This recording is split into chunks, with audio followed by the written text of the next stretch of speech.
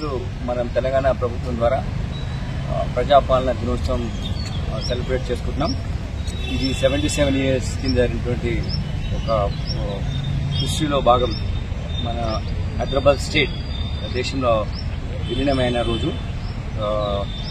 ఎంతో ప్రొఫెషనల్ కాంపిటెన్స్తో Indian army general BN Chaudhari and general Rudra వీళ్ళు చేసినటువంటి పోలీస్ యాక్షన్ ద్వారా మనకు ఒక స్వాతంత్రం వచ్చింది. యాక్చువల్లీ 1947 15th August నాడు భారతదేశ స్వాతంత్రం వచ్చిన మన హైదరాబాద్ రాష్ట్రానికి 17 September 1948 వచ్చింది. మీకు తెలుసు, పార్ట్ ఆఫ్ హిస్టరీ. దీంట్లో చాలా పోరాటం ఉంది. ఒక పక్కన సాయుధ పోరాటం చేశారు, పక్కన డిఫరెంట్ కైండ్ ఆఫ్ అండర్స్ట్ ఈ రాష్ట్రంలో అప్పుడు నిజాం స్టేట్లో ఉండేది. నిజాం స్టేట్ ఎందుకు ఇలా రావాల్సి వచ్చింది అని అంటే, బ్రిటిష్ వాళ్ళు వెళ్ళేటప్పుడు ఒక 655 స్టేట్స్కి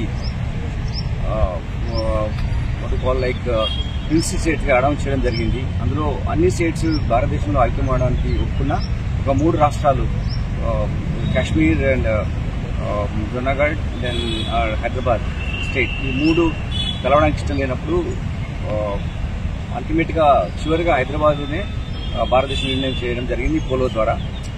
ఆపరేషన్ పోలో చేయడం మూలంగా ఒక like Garuda types strategy, attacking strategies follow చేశారు ఆర్మీ జనరల్స్.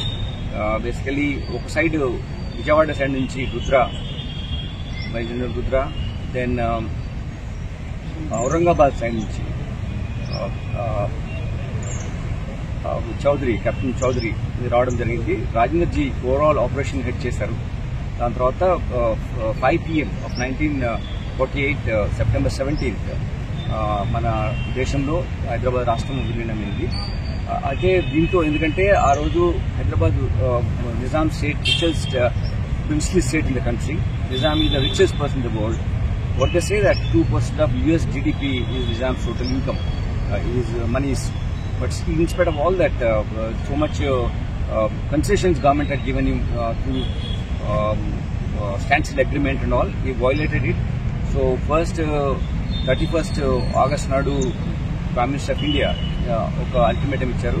అలానే 3rd September Prime Minister of India Jawaharlal Nehru ఒక అల్టిమేటం ఇచ్చారు. ఇండియాలో మీరు ఈ శాంతి పరిరక్షించకుండా ఉంటే ఇండియాలో మేము అటాక్ చేస్తే విలీనం చేస్తామని చెప్పేసి. దానికి సర్దార్ వల్లభాయ్ పటేల్ ఆయన లీడ్ చేశారు.